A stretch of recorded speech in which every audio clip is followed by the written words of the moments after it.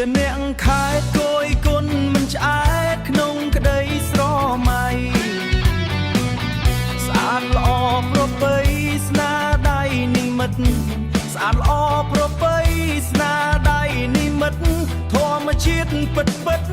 ជីវិតស្របំប្រ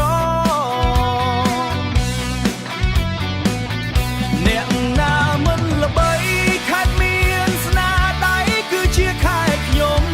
ជាប់ឈ្មោះរំដួលក្រពំបៃតងខេត្តនេះភូមិភាគនិរដី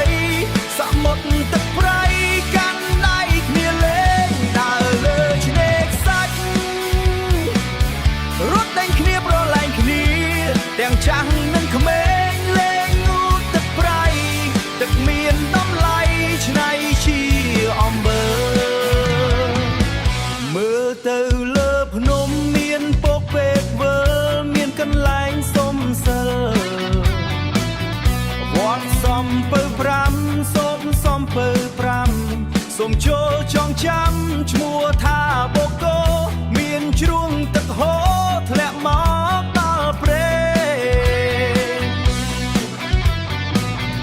មានច្រើនអណាយគឺព្រែកទឹកឈូសម្បូរទេសចរអ៊ូអពេកក្រៃទឹកធ្លាក់តាដាមហាសប្បាយចុះមកមិនឆ្ងាយក៏សប្បាយស្អាតកប់